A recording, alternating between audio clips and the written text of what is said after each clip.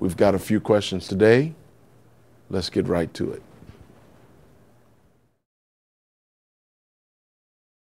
When people ask me things and they want to know something about what's in the heart of a president, who is the most fascinating person that I have never met?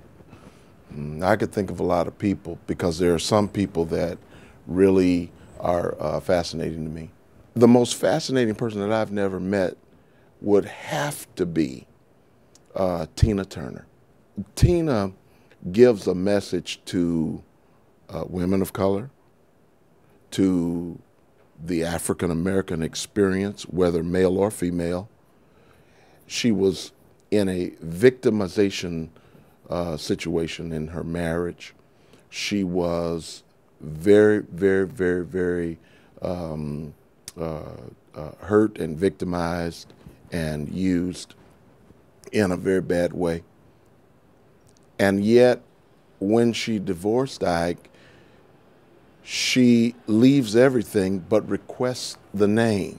And most people would have thrown it away. She's fascinating because that name became the business piece that brought her success.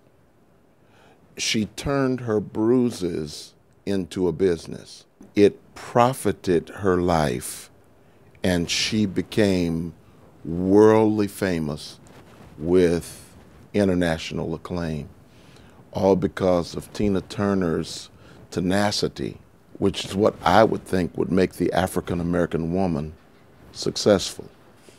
Yeah. Most fascinating person that I've never met would have to be Tina Turner. What are my thoughts on racial profiling? And have I ever been racially profiled? Puts me in the position of telling some truths that I think are important for our young people. Racial profiling is real. I've experienced it. I experience it every day because I think racial profiling is the sizing up of a person from an outer perspective without knowing the heart. And I think that that is it in a nutshell. That the caveat to it would be, don't judge a book by its cover. And so there are many times that I've been racially profiled. Yes, I've been racially profiled in the market.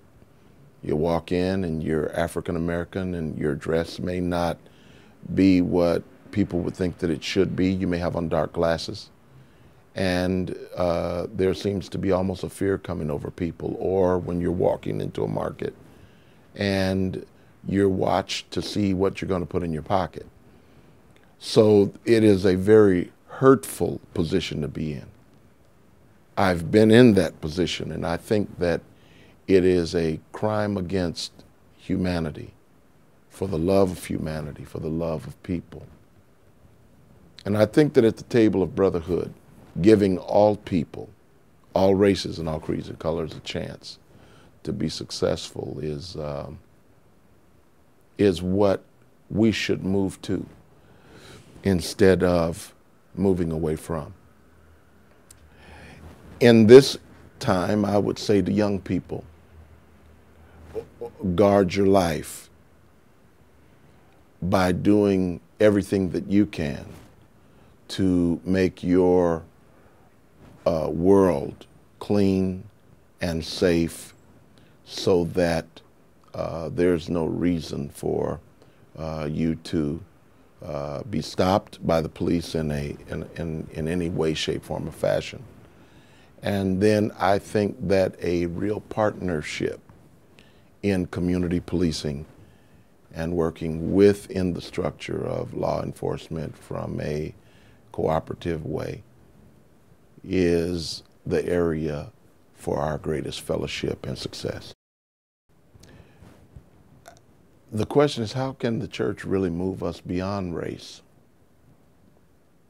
I don't think that the role of the church should move us beyond race. I think that the church should move us into a love for diversity, a love for color, a love for what we learned when we were kids. We used to sit around the old cast iron stove and sing "Jesus loves little children, all the children of the world."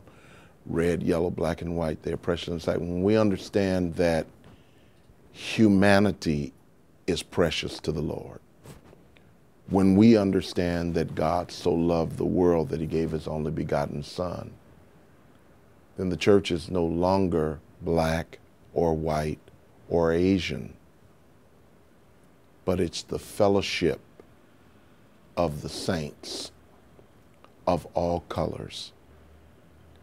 And when we can do what is our greatest strength, love. Love will hide many faults and many failures. Love and love for humanity. When the church places redeeming love in the heart of her everyday experience, we lose color and gain humanity. From one father to another, what would I say if I had the opportunity to meet Tracy Martin, the father of Trayvon?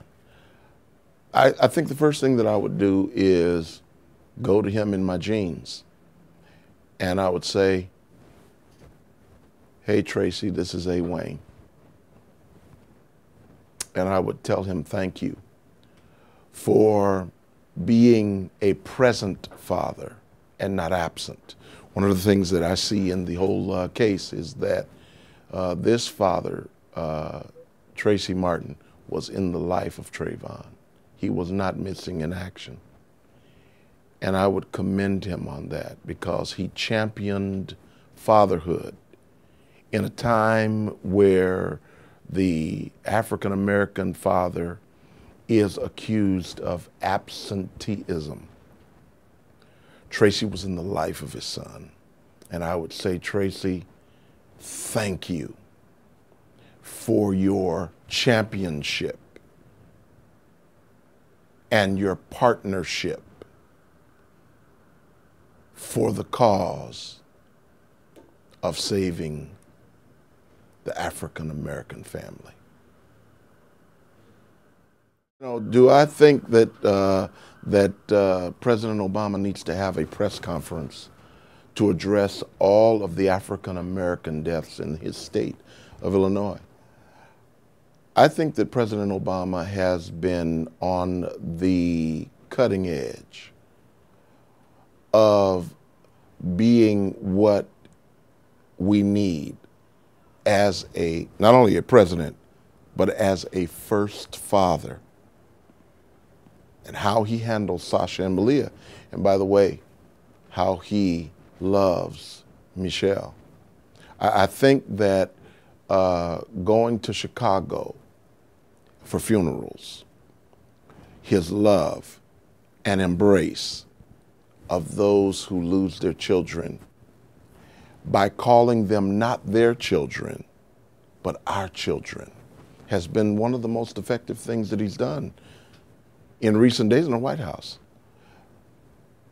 For him and Michelle to get off the plane and go into Chicago to the common funeral services of boys and girls that have been killed without cause in the African American perspective in Chicago and thereabout in Illinois, has been the greatest area for him to show love that a press conference will never fully address. Action speaks louder than words. I appreciate your time today. Thank you so very much.